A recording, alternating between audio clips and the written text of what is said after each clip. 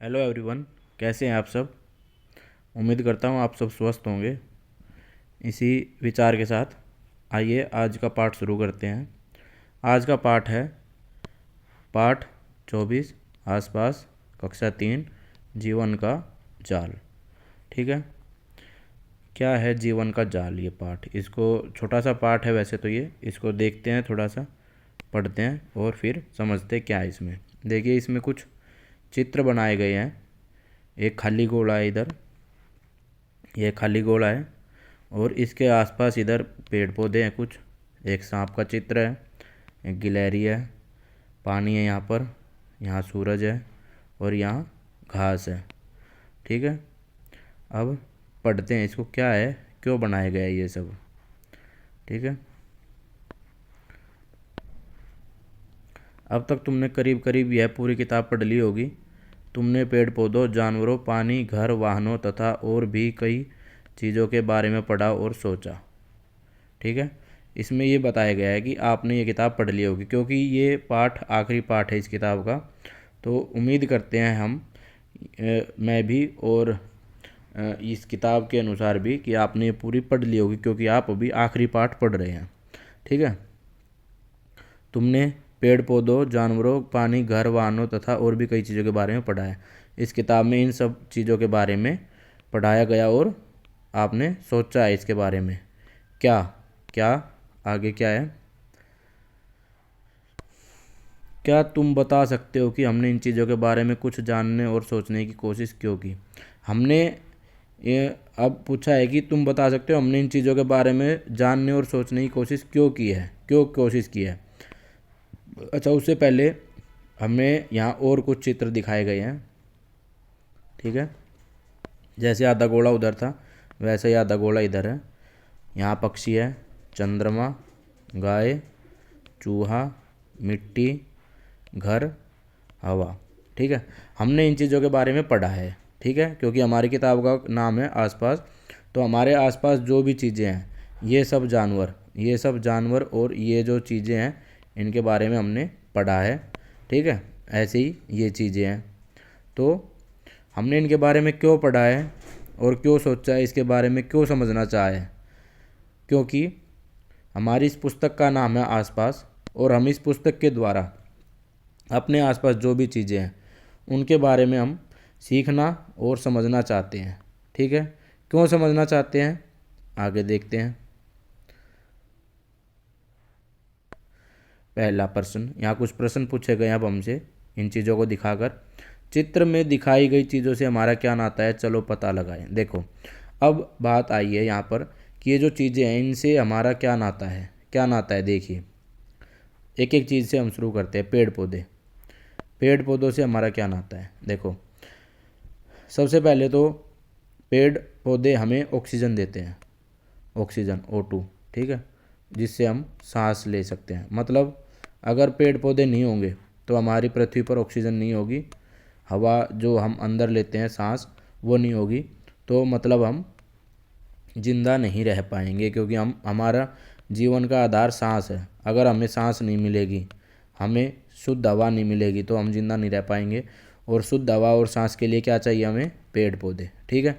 तो हमने पेड़ पौधे के बारे में इसलिए जाना क्योंकि एक तो ये हमें सबसे पहले ऑक्सीजन देते हैं, उसके बाद हमें इनसे बहुत सारी चीज़ें, जैसे कि देखिए लकड़ी, हम लकड़ी से बहुत सारे काम करते हैं। लकड़ी से घर बनाते हैं, फर्नीचर बनाते हैं। ठीक है, जैसे बेड, सोफ़ा, कुर्सी। और लकड़ी हमारे जलाने के काम भी आती है। चूल्हे में लकड़ी जलाते हैं बहुत सारे लोग। ठीक है, लकड़ी हमें मिलती है। फिर पेड़ पौधों से हमें क्या मिलता है, हमें खाना मिलता है। खाना, खाना कैसे, जैसे गेहूँ, ज्वार, बाजरा, दाल, चावल, ये सब क्या है, ये सब भी पौधे ही हैं जिनसे हम इनके बीजों को निकाल के हम इनको खाते हैं, जिससे हम जिंदा रहते हैं। ठीक है। फिर हमें दवाइयाँ मिलती हैं पेड़ पौधों से। बहुत सारे पेड़ पौधे ऐसे होते हैं जिनमें औषधीय गुण होते हैं, उनसे हमें दवाइयाँ मिलती हैं। ठीक है। और भी बहुत सारी ऐसी चीज़ें हैं जो हमें पेड़ पौधे से प्राप्त होती है। तो इसलिए सबसे ज़्यादा ज़रूरी, सबसे पेड़ पौधे हमारे आसपास हमारे लिए ज़रूरी है, इसलिए हमने इनके बारे में जाना। ठीक है। फिर है सांप। सांप क्या है? हमारे आसपास पाए जाने वाला जीव है। ये कभी कभी थोड़ा खतरनाक भी हो सकता है और कई बार ये खतरनाक नहीं भी होता है, क्योंकि हमारे आसपास जितने सांप होते हैं उनमें से बहुत कम सांप होते हैं जो जहरीले होते हैं। लेकिन हम इनको डर के इनसे डरते हैं और जैसे ही हमें सांप दिखता है हम उनको मारते हैं, क्योंकि हमें लगता है कि हमें मार देगा। तो हमने सांपों के बारे में पढ़ा कि सांप से हमें बचना चाहिए। ठीक है, क्योंकि वो एक जीव है, जहरीला भी हो सकता है लेकिन जहरीला नहीं भी होता है। तो हमें उससे कौन सा जहरीला होता है कौन सा जहरीला नहीं होता है ये हमें पता लगाया हमने इस पाठ को पढ़कर। ठीक है। फिर है गिलहरी। गिलहरी भी हमारे आसपास रहने वाला एक जीव है, छोटा सा। तो ये हमारे आसपास घरों में पेड़ पौधों पे रहता है, तो हमने इसके बारे में पढ़ा क्योंकि ये अभी हमारे आसपास रहता है। फिर आगे क्या है? आगे है पानी। पानी सबसे ज़्यादा ज़रूरी है हवा। हवा के बाद दूसरी चीज़ जो ज़रूरी है वो पानी। पानी से आप सबको पता है हम क्या क्या काम करते हैं। सबसे पहले तो पीने के काम आता है, खाना पकाने के काम आता है, सफाई के काम आता है। हमारी खुद की सफाई, नहाना धोना और हमारे कपड़े धोना और हमारे घर की सफाई, हमारी जितनी भी चीज़ें आसपास हैं, अगर हम कुछ भी साफ़ करते हैं तो हमें पानी की आवश्यकता पड़ती है। ठीक है। तो पानी। फिर है सूरज। सूरज ये एक बहुत ही महत्वपूर्ण चीज़ है, सूरज हमारे जीवन में, क्योंकि सूरज नहीं होगा तो पौधे नहीं उगेंगे। ठीक है। पौधे नहीं होंगे तो हमें सांस नहीं मिलेगा, हमें ऑक्सीजन नहीं मिलेगी। इसी तरह अगर सूरज नहीं होगा तो हमारी पृथ्वी पर अंधकार हो जाएगा, गर्मी नहीं होगी, सर्दी हो जाएगी और इतनी ज़्यादा सर्दी हो जाएगी कि हम उसमें ज़िंदा नहीं रह पाएंगे। तो इसलिए सूरज हमें रोशनी भी देता है और गर्मी भी देता है। ठीक है। ये पेड़ पौधों को पनपने भी महत्वपूर्ण है, इसलिए हमें सूरज की आवश्यकता है, इसलिए हमने सूरज के बारे में जाना। फिर ऐसे ही है घास। ठीक है। घास। घास भी हमारे बहुत काम आती है। मतलब हमारे जो पशु होते हैं, जो पालतू पशु होते हैं, जैसे गाय भैंस घोड़े, वो घास खाते हैं और हम उन पालतू पशुओं से अपने काम लेते हैं। जैसे गाय भैंस से हम दूध लेते हैं, घोड़े से हम सवारी करते हैं और बोझा खिंचवाते हैं। ठीक है। और फिर है यहाँ पर पक्षी। पक्षी भी हमारे लिए बहुत महत्वपूर्ण है। क्यों? क्योंकि वो हमारे जो आसपास का जो जीवन है उस चक्र को पूरा करते हैं पक्षी। ठीक है। बीजों को इधर उधर फैलाते हैं, नए नए पेड़ पौधे उगते हैं और उन पेड़ पौधों से हमें ऑक्सीजन यानी कि सांस हमें प्राप्त होती है, इसलिए पक्षी भी हमें बहुत ज़रूरी होते हैं। फिर है चंद्रमा। चंद्रमा जैसे सूरज हमारे लिए ज़रूरी है वैसे ही चंद्रमा भी ज़रूरी है हमारी पृथ्वी के लिए। ये हमें शीतलता प्रदान करता है और हमारे बहुत सारी जो चीज़ें हैं उनको बैलेंस रखने में मदद करता है। ठीक है। उसके बाद है गाय। गाय से हमें, आपको पता है क्या मिलता है? दूध मिलता है। दूध से हम क्या बनाते हैं? दूध से हम बहुत सारी चीज़ें बनाते हैं, जैसे पनीर, घी, दही, मक्खन, और ये सब चीज़ हमारे खाने के काम आती है, इसलिए गाय भी हमारे लिए ज़रूरी है। ठीक है। चूहा। चूहा हमारे लिए ज़्यादा ज़रूरी नहीं है, लेकिन क्योंकि ये हमारे घरों में पाया जाता है, ये हमें क्या क्या नुकसान पहुंचा सकता है और हमें मतलब चूहे से कैसे बचा जा सकता है और चूहे के बारे में हमें जानना इसलिए ज़रूरी है ताकि हम चूहे से बच सके और ये हमें नुकसान ना पहुंचा सके। ठीक है। फिर है मिट्टी। मिट्टी के बिना तो हम कुछ भी नहीं कर सकते। मिट्टी में ही फसलें उगती है, मिट्टी पे ही हम रहते हैं। ज़मीन जो है और सारे काम मिट्टी से ही होते हैं, मिट्टी के बिना कुछ भी नहीं है। फिर है हमारा घर। क्योंकि हम सब घरों में रहते हैं इसलिए घर भी हमारे लिए बहुत ज़रूरी है। और लास्ट में है ऑक्सीजन, हवा। हवा में ही हम सांस ले सकते हैं, हवा से ही सारे काम होते हैं, इसलिए हवा के बारे में भी हमने पढ़ा। ठीक है। अब आगे क्या है? सबसे पहले दी गई खाली जगह में अपना चित्र बनाओ। ठीक है। दी गई खाली जगह कौन सी है? ये वाली जो जगह है, ये इस जगह में अपना चित्र बनाना हमें, और यहाँ पर ठीक है, इन जगह में हम अपना चित्र बनाना है। आगे क्या है, अब अपने चित्र से एक लाइन खींचकर उन चीज़ों से जोड़ो जो तुम्हें अपने जीवन के लिए बहुत ज़रूरी लगती है। यहाँ पर ये चीज़ें दी गई हैं, इनमें से कौन सी हमारे लिए ज़रूरी है, उनसे हमें अपने आप को जोड़ना है। जैसे यहाँ पे मैं अपना चित्र बना देता हूँ, ठीक है, अच्छा नहीं है बिल्कुल भी, लेकिन मैंने बनाया है।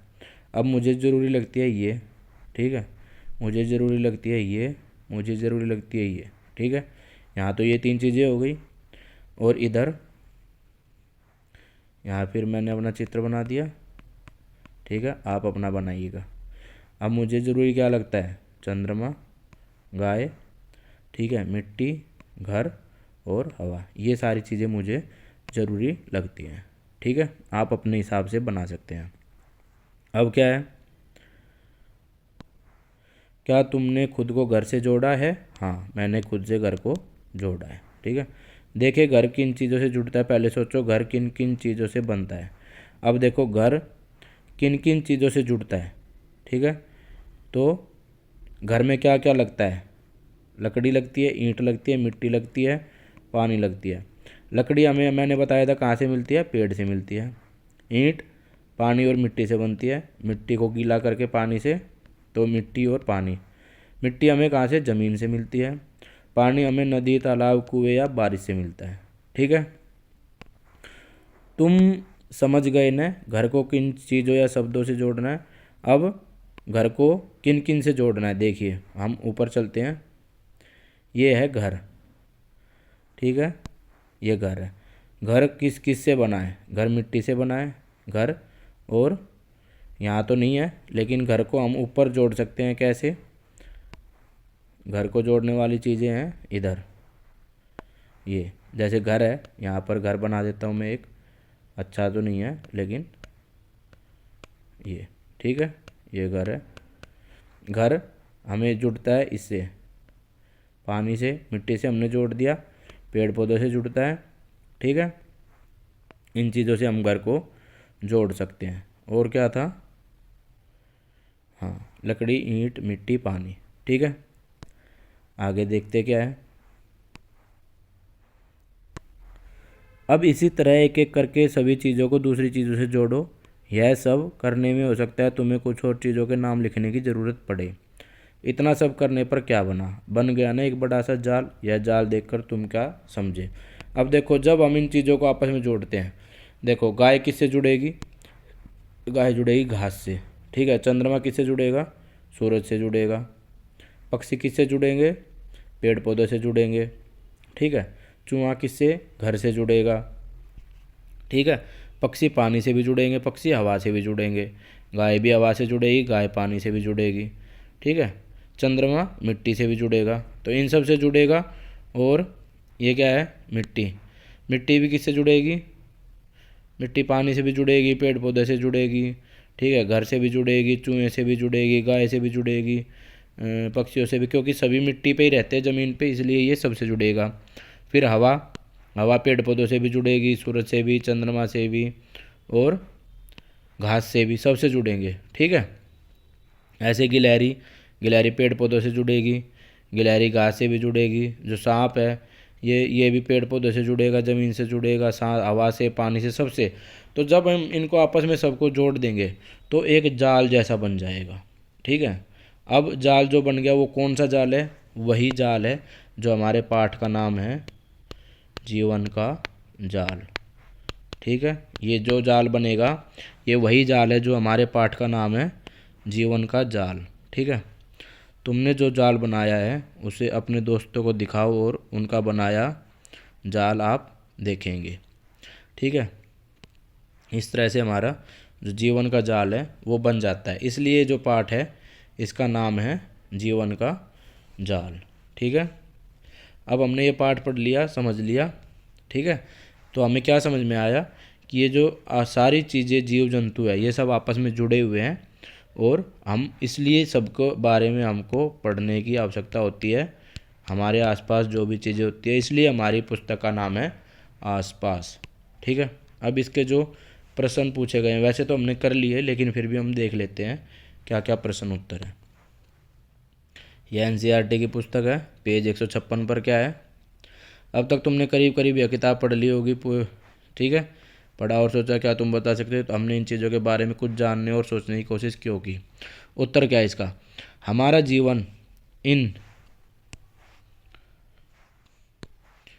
जीवन इन सारी चीज़ों पर निर्भर करता है। किन चीज़ों पर, पेड़, पानी, घर, जानवर, गाड़ियाँ और कई अन्य चीज़ें। इसलिए हमने इन सारी चीज़ों के बारे में जानने और सोचने की कोशिश की। ठीक है, अच्छा है, आगे चलते हैं। पेज एनसीईआरटी पाठ्यपुस्तक पृष्ठ संख्या 157-58 क्या है, हमारा चित्र में दिखाई चीज़ों से क्या नाता है, चलो पता लगाएं। ठीक है, सबसे पहले दी गई खाली जगह में अपना चित्र बनाओ। ये खाली जगह है, यहाँ पे अपना चित्र बनाइए।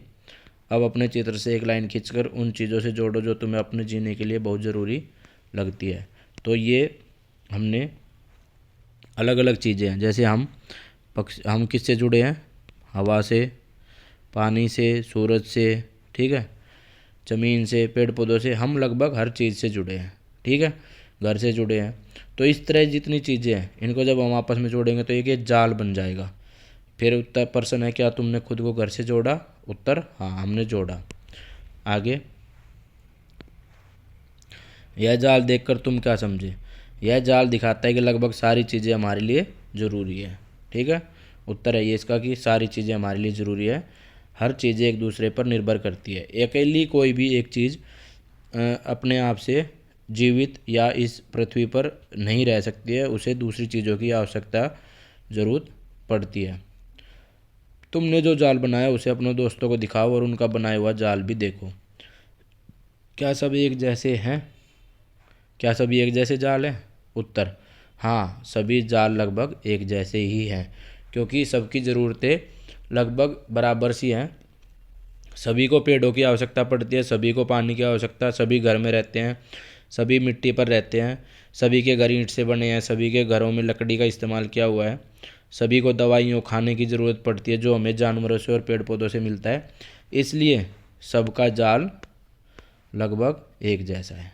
ठीक है, तो ये था हमारा पाठ जीवन का जाल। ये पाठ हमारा जीवन का जाल अभी ख़त्म होता है। आपको ये पाठ कैसा लगा। अगर पाठ और वीडियो अच्छे लगे हैं तो वीडियो को लाइक और शेयर करिए अपने दोस्तों के साथ, ताकि वो भी इस पाठ को, वीडियो को देखकर समझ सके। और चैनल को सब्सक्राइब कर लीजिए ताकि आगे आने वाली जो वीडियोज़ है उनकी नोटिफिकेशन आपको मिलती रहे और आप भी उन वीडियो को देखकर सीख सके, समझ सके। तो आज के लिए पाठ और वीडियो यहीं ख़त्म होते हैं। अब हम मिलेंगे किसी दूसरे नए पाठ के साथ नई वीडियो में। तब तक के लिए बाय।